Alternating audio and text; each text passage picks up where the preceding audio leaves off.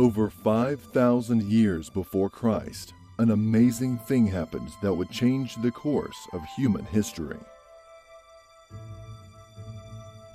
Hidden from us by misunderstanding, mistranslation, and clouded in mythology, the birth of religion on this planet was no mere accident. It was the result of an alien invasion on a vast scale, and it sparked the worship of the ancient gods. Those gods are the oldest recorded figures of worship anywhere in history. They are the root of all the major world religions. They gave rise to the great powers of Egypt, Mesopotamia, and more. They spread outwards around the world and were the genesis of a special holy bloodline that remains with us today. One of their descendants would be caught, beaten, and crucified.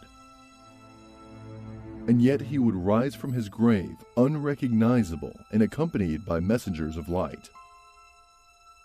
He would ascend in the sky having cast off his shrouded skin. His bloodline would give rise to the royal families of the entire world. His bloodline would be protected, defended, and would control the globe. He was a descendant of the great serpent elite who came to Earth as beings of light to teach mankind. He was a descendant of the great giant killer David, a memory of a great battle that was fought between the serpent elite and the sons of alien and man. They were known as giants in the land. The aliens escaped Earth, but left behind their seed and tools of power and communication. It is prophesied that they shall return, and the signs are growing daily that they have returned, and are right now dealing with their own elite bloodline, the men in power. This is the untold story of a very real and ancient alien invasion.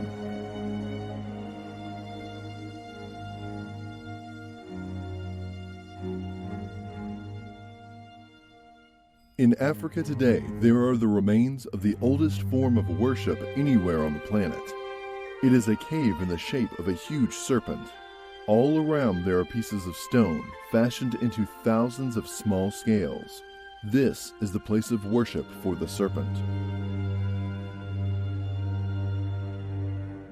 This is where man first came into contact with the aliens. The discovery of this one location surprised the world. Nobody expected original worship to be that of the serpent, and yet it is within every single religion. It is in all the myths of the world, and they all tell the same story.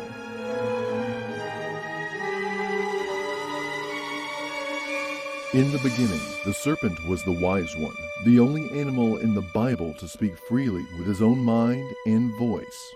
The tempter, and yet also the holder of ultimate wisdom and the elixir of life.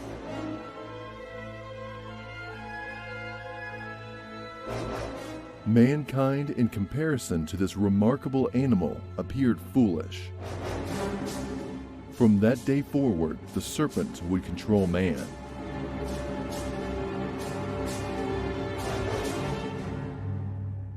The very genetic makeup of mankind altered from this moment. We cannot say exactly when. We cannot pinpoint the so-called Garden of Eden in time, but we can piece together the remarkable story of the moment the serpent aliens came from the skies. We can uncover the story of what happened next and how it has affected our own time. The truth is, aliens do walk among us right now. To many, the very idea that the serpent is hidden within our religions and mythology will seem bizarre. In Christianity and other faiths, it is reviled, and this itself is a folk memory of a fearful and warring past between mankind and the serpent. Nevertheless, the historical truth is that the serpent is there, and it is the root of all major religions. This has been proven again and again, both from scriptures and archaeology. At the very center of the Christian world, the Vatican, comes from the words vatus for prophet and can for serpent, making the Vatican a place of serpent prophecy.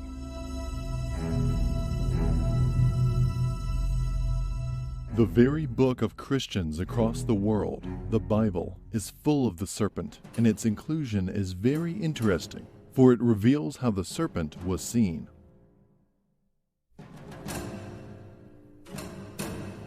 The oracle of King Saul was called one that hath Ob, or the priestess of Ob, a word that means serpent.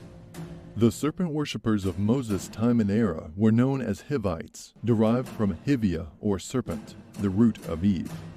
Hivites became Ophites, the early Christian Gnostic serpent worshippers who claimed affinity with the Christians in the 2nd century AD. Indeed, the very children of Israel intermarried with them and served their gods.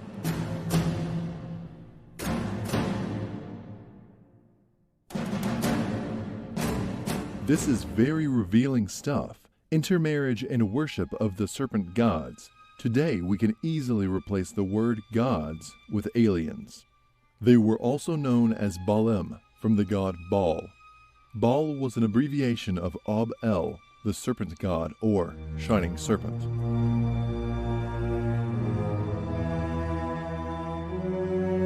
The shining aspect of the serpent reveals a subtle clue. The serpent was indeed seen in the sky and shone down upon us. This is why in Egypt, for instance, we will see the sun or Aten wrapped with a snake, and why the serpent was worldwide seen as a symbol of the sun.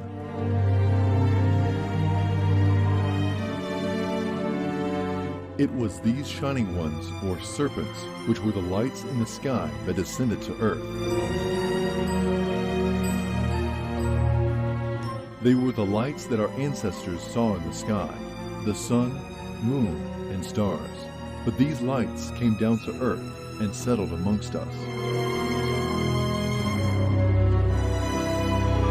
The lights were the ships, the craft of the strange, serpent-like humanoids that stepped off and walked among mankind.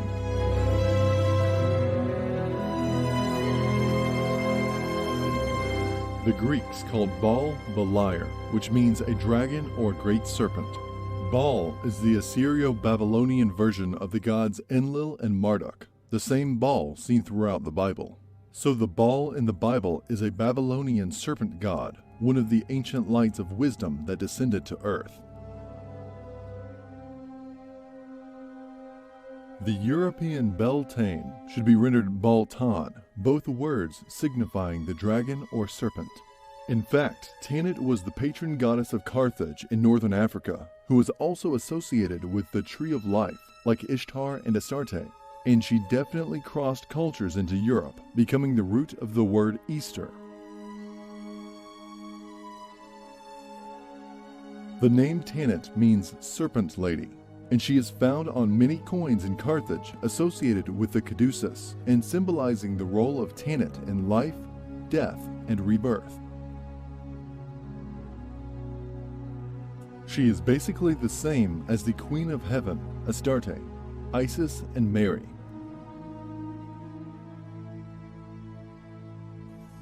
All of these deities and names go back to Babylonian beliefs of serpent worship, which in turn goes across to Egypt and Mesopotamia in general, towards the African ancient serpent cults.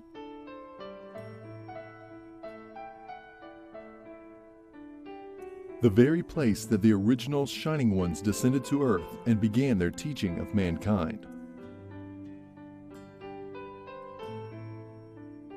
Christianity, then, is related to the most ancient serpent worship known, and if it were not for the destructive covering up of huge amounts of historical data by the Christians, then this would have been all the more obvious.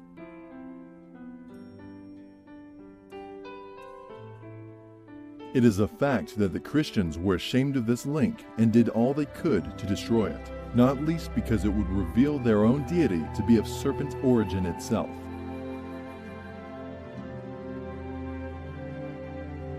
Years later, as we shall see, the serpent bloodline would emerge again in the line of the Merovingians, and again the Christians would fight a battle to subdue them.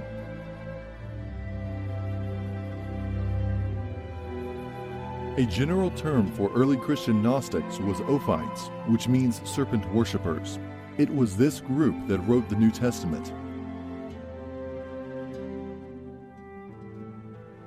Epiphanius said, "The Ophites sprung out of the Nicolaitans and Gnostics, and were so called from the serpent which they worshipped." They taught that the ruler of this world was of a draconic form, and the Ophites attribute all wisdom to the serpent of paradise, and say that he was the author of knowledge of men.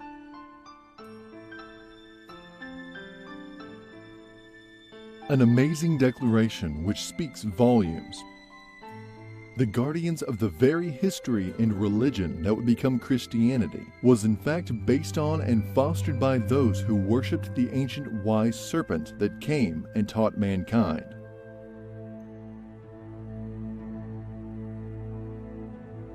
The ruler of this world was of draconic form. It was the dragon, the winged serpent, the shining serpent that could fly. It was ultimately wise and should be worshipped as a god.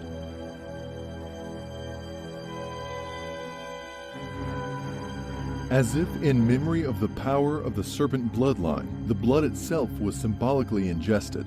A ritual cup was used, known as the cup of the agathodaimon, meaning simply good serpent.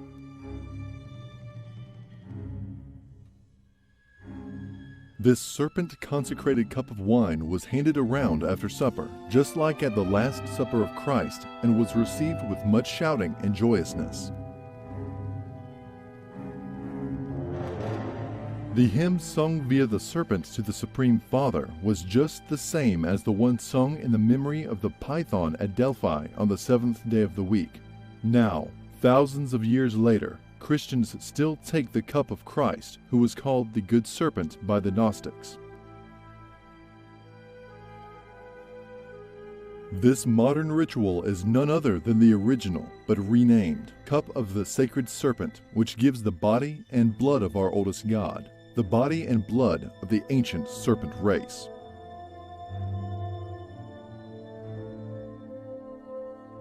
A 3rd century Persian teacher known as Mayans, who said that Christianity had got things wrong and he was here to put it right, attempted to revive these old ways. Regardless of the Christian attempts to kill off Manichaeism, it survived until the 13th century. He is said to have revived Ophiolatreia, or serpent worship, where he taught that Christ was an incarnation of the great serpent, who glided over the cradle of the Virgin Mary when she was asleep at the age of 1.5 years.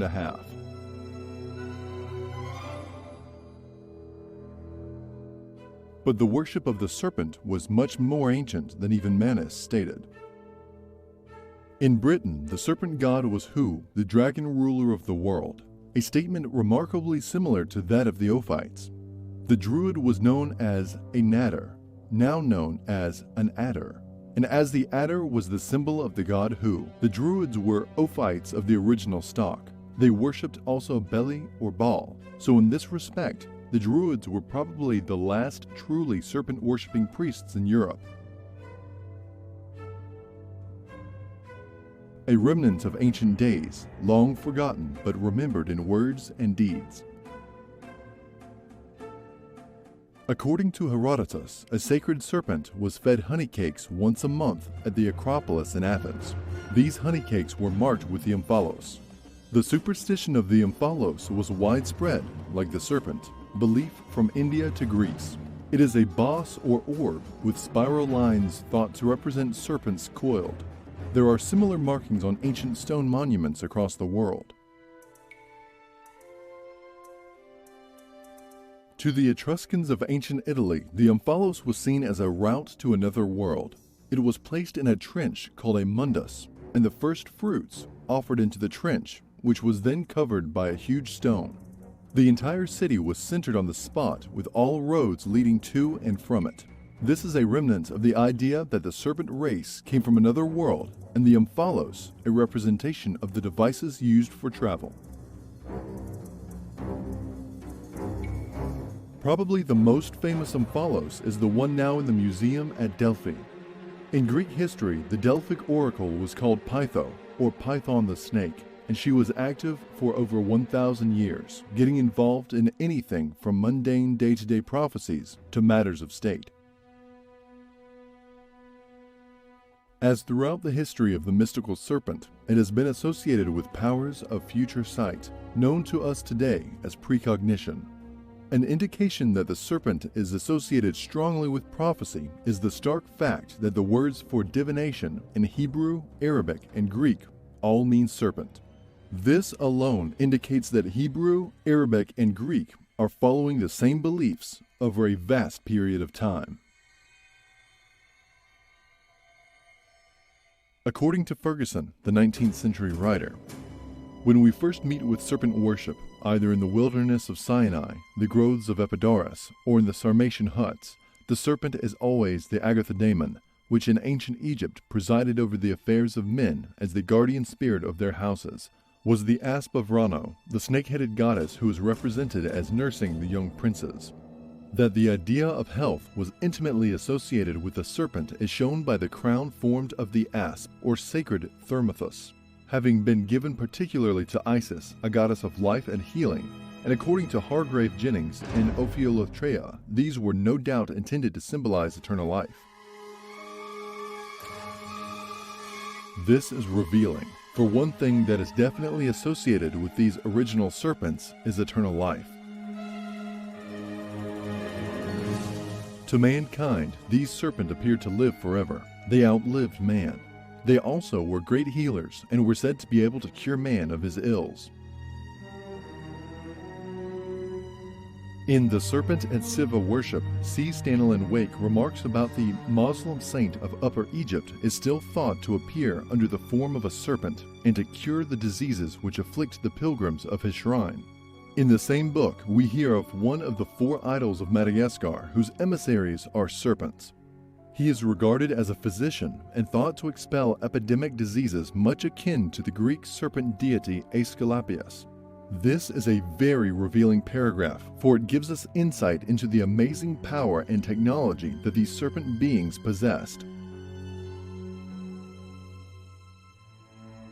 As God, sacred, powerful, and almighty, who kills and makes alive, who heals the sick and prevents diseases and pestilence, who can cause thunder and lightning to strike their victims or prevent their fatality, can cause rain in abundance when wanted, or can withhold it so as to ruin the crops of rice.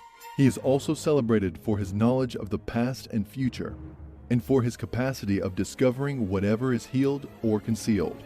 Ramahavali has basically all the elements of the Agathodaimon, the sacred serpent, in one god.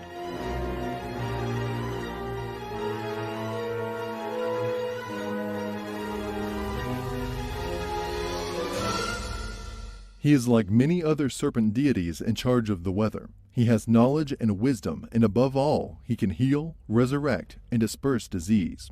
These are all elements that thousands of people across the world have said are within the power of aliens.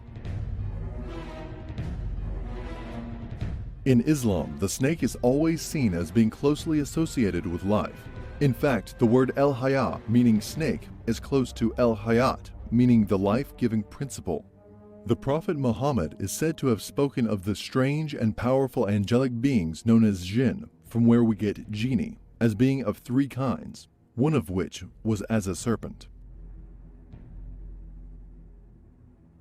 Indeed, the white jinn are said to be formed from the irises of the serpent, Sakatamuna's eyes. The king of the jinn was Jamshid, who just happens to be famous for having a beautiful cup of elixir. The resplendent Jam, as he was known, was the first to organize society and was one of the first legendary rulers of Persia. Wine and sugar were made for the first time. He was the first to construct roads and build ships. During his long reign, Jamshid received a warning that in 3 severe winters, heavy snowfalls would cover the earth, and all creation would be destroyed, very much like the flood of Noah. Jamshid followed the divine order and constructed Avar, which is a fortress into which he took the best men, women, animals and plants to reproduce and replenish the earth after the snows had melted. His reign was remembered for its great prosperity, but also his pride. He became a sinner, and he was defeated and killed by the serpent king Zohak. A later king of this dynasty, Feridun, in turn killed the serpent king.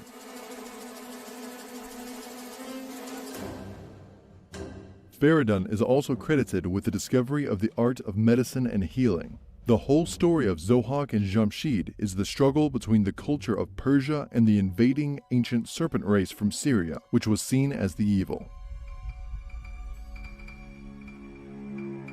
It is the story of powerful ancient serpent rulers who came to Earth, taught mankind, mated with humans, and eventually fell into a situation of war with their offspring.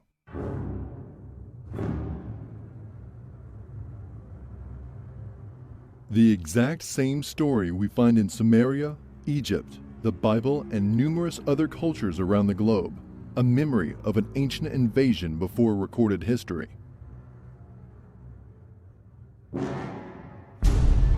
We must now move on to the mythical progenitors of the whole of the human race, a story of two people created by the god of ancient times to populate the earth, a hybrid species, part god and part of the earth itself. Remarkably, the origin is found to be related to serpent worship from their Sumerian origins.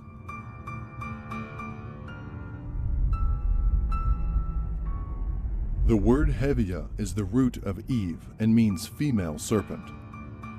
It is connected to the same Arabic root which means both life and serpent. The Persians even call the constellation Serpens, the little Ava or Eve. In Old Akkadian, Ad signifies father, and Adam was closely associated in legend with Seth, Saturn, and Thoth, who were all associated strongly as serpents. Abel, the son of Adam and Eve, means serpent shining, and Cain was thought to be of serpent descent simply because he was. The other and important point to note is that Adam and Eve were initially immortal, and Eve gained her wisdom via the serpent on the tree of knowledge and life. According to rabbinical tradition, Cain was not the son of Adam at all, but rather the son of Asmodeus, the serpent spirit. In conclusion, Adam and Eve and even their sons are serpents.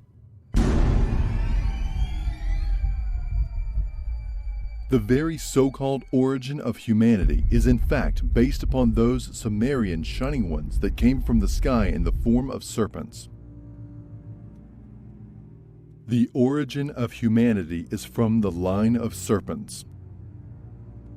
American indigenous people call the snake Anita Wahe, or supernatural. It holds a high place in their worship because it is magical.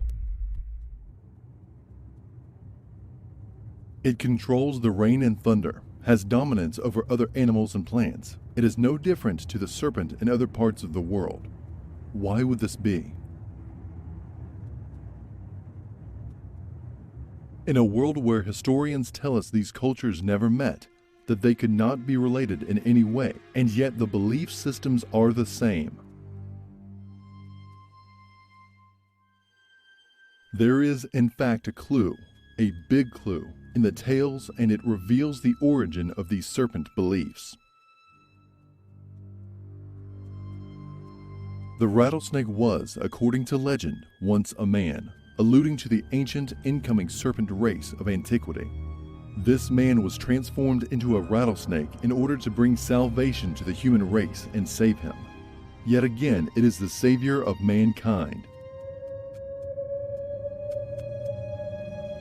Even the Cherokee Indians are afraid of killing the rattlesnake and will ask for pardon from the snake's ghost should they do so.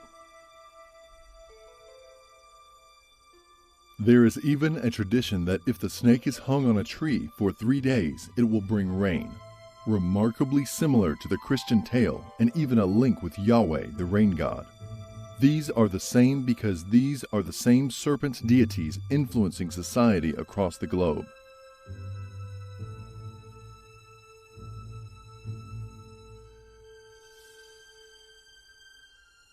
In mankind's efforts to mimic their ancient deities, they began a peculiar tradition: circumcision.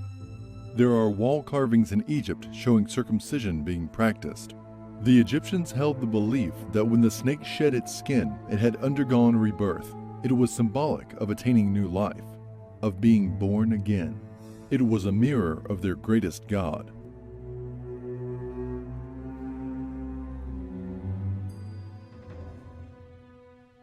It all began in Mesopotamia and is alive and well to this day in the bloodline of the royalty of the world.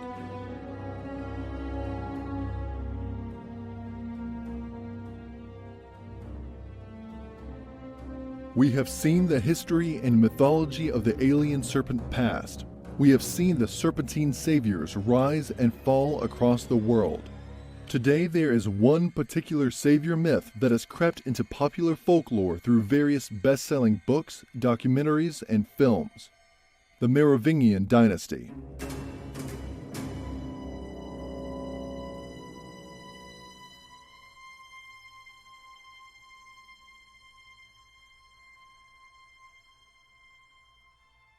The Merovingian dynasty has been romantically depicted both by the regional writers in France and international best-selling authors such as Dan Brown. There are tales of mystery and magic, of wisdom and light, and last but not least of all, descent from what we now call God, via his son Jesus and his supposed wife Mary Magdalene.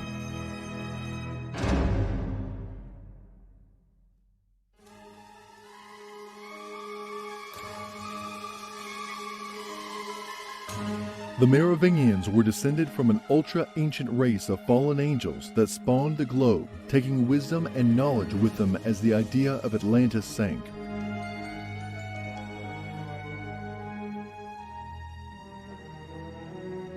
It all started with a leader of the Salian Franks known as the Merovec in the 5th century AD.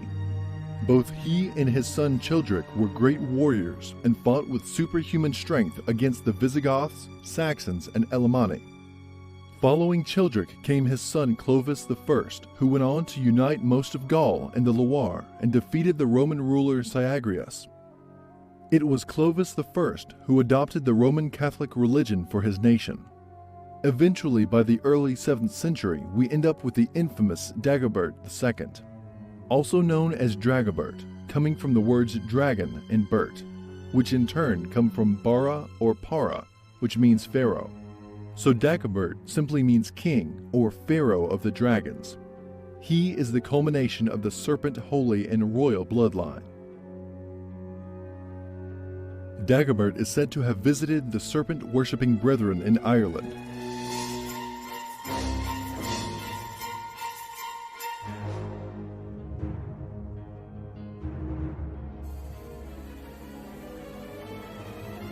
Still today, Masons worship the head or skull of Dagobert, calling it Mahomet. It is kept in the Covenant of the Black Sisters at Mons. The cup that was formed to hold the skull was made into the shape of a chalice. Hence we have the head of the dragon pharaoh in the chalice, a new version of the cup of the Agatha Daemon, the good serpent.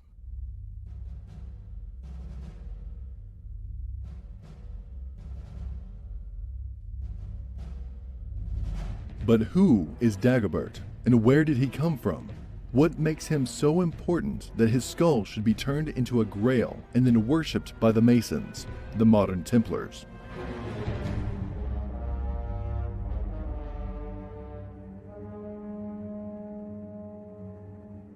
Dagobert II was a French king from the supposed Grail Merovingian bloodline, and was the last of the Merovingian kings to hold the title of Holy Roman Emperor.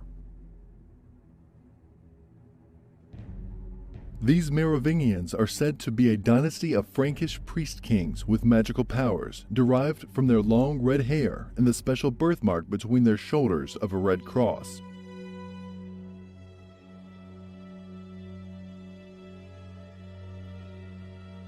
Obviously, the Christians spread rumors of witchcraft and various other misdemeanors because Dagobert was seen as a threat. After several years spent away from his Frankish kingdom, Dagobert returned from Ireland in 679. trouble set in, and it ended with the death of Dagobert and the rise of a new royal bloodline. The Catholics had wiped out the troublesome Merovingians once and for all. Or did they? The truth is that the Merovingian bloodline was already deeply rooted in the bloodline of the royalty in Europe, and it could not be erased. The ancient alien blood coursed through their veins, and they remain to this day the most powerful families on the planet.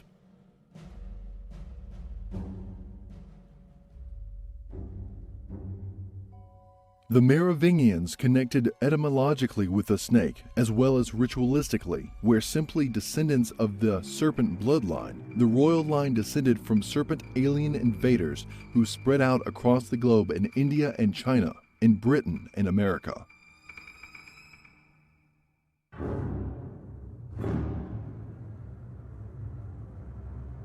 The original and most fabled Merovec is named after the sacred bull of the ancient Greeks, Mero.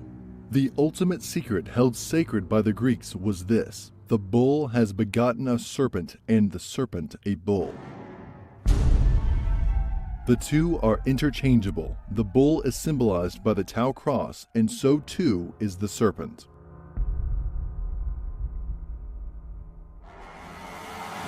It was this King Merovec, the first in the line of Merovingian kings, who was said to have been spawned by the great sea bull Kinator.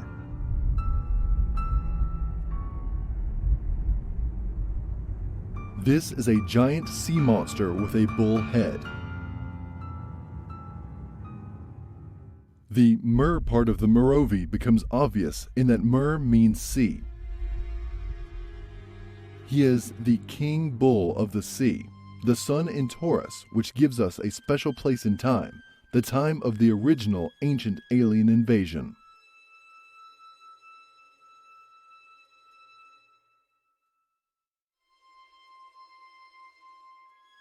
This bull king goes back a very long way in history, right back to the days of Mesopotamia and kings such as Sargon and Menes.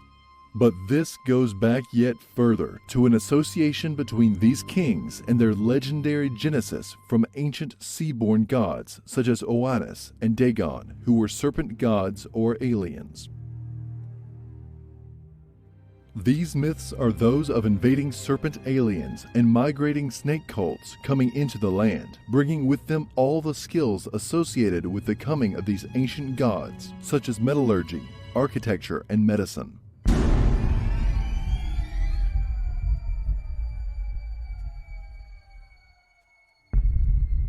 These are the same as the biblical Leviathan, the great serpent of ages past, who encircled the world as the Ouroboros, the symbol of immortality and eternity of control over the globe. This is the same symbol which attracts the phrase, "My end is my beginning," like the words placed into the mouth of Christ, "I am the beginning and the end, the Alpha and Omega." In fact, the Christians of later times went on to use the image of the Ouroboros as a symbol for the Alpha and Omega elements of their Christian faith. The Levites, of course, derived their name from this Leviathan, their name meaning sons of the Leviathan. They were the sons of the serpent rulers of ancient times.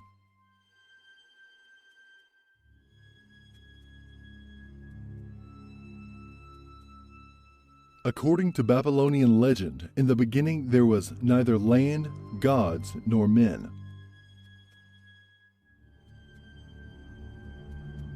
There were only aliens known as Tiamat and Apsu.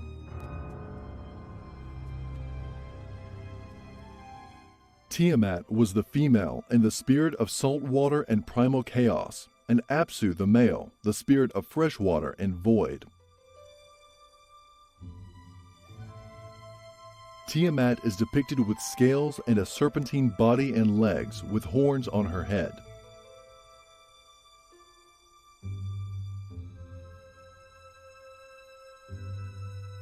The union of these two gods produced all the other gods, including the greatest among them, Kinagu.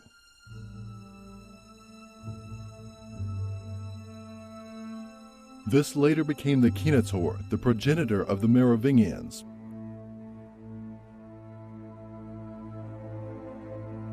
Their bloodline stretched back to the end of the Age of Taurus.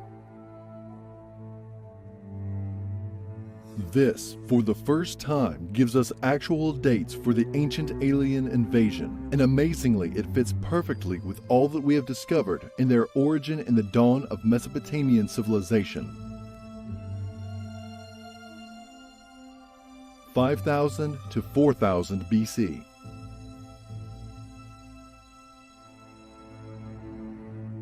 Over thousands of years and across hundreds of cultures, the history of this ancient invasion by the great shining ones from the heavens altered and became legend and myth.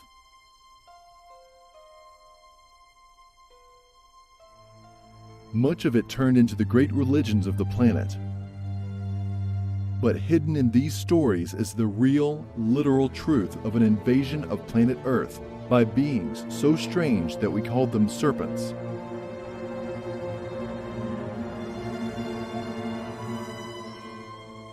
Ancient man left cave paintings and tales of their coming across the world. The great guardians of the Shining Ones, known as the Watchers, mated with human females and a hybrid bloodline was born. It became the bloodline of the rulers of our globe and was protected and kept secret.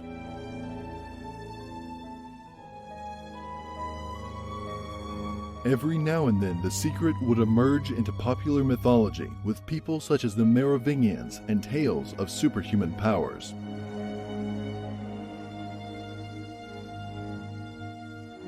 Up until around 5000 BC, we know that mankind had no great civilizations. It had been this way for millennia.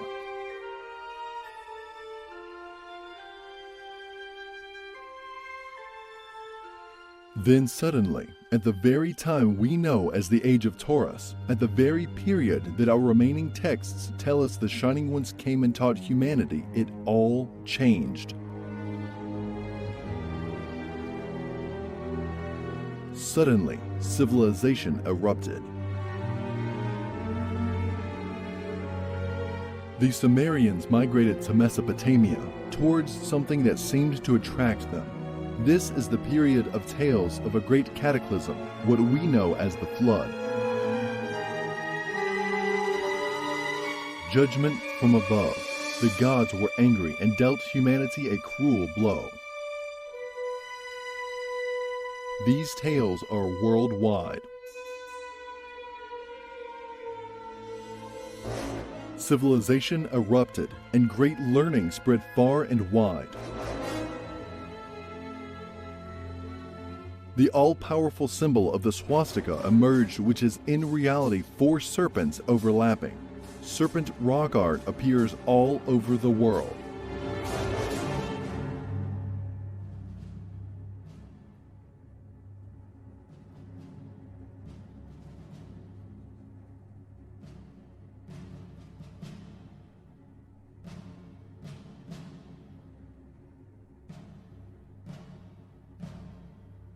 A great and powerful image of a horned god now begins to find itself everywhere. This is the Lord of the Animals, the image of the one who had all knowledge. In the Bible, he would become the one we know as Moses, the wielder of the serpent staff, the teacher of his people. The one who would raise up the brazen serpent in the wilderness to protect his special people from other serpents.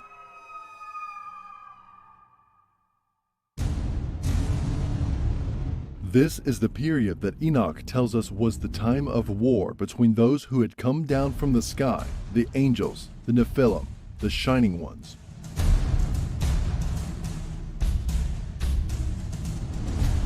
These were the great shining serpents who had magical flaming swords and wheel-like or disc-like ships that flew around the sky. As the scribe of the Shining Ones, Enoch himself was shielded from death and taken away by the aliens to live out his days in heaven.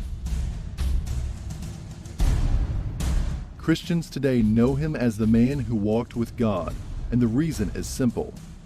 God came down to earth and walked on our soil, spoke with Enoch, and then returned. Whatever this means, it does reveal that ancient man witnessed something remarkable. In truth, this was the period of the ancient invasion of planet Earth by the shining race of serpents who came from the sky.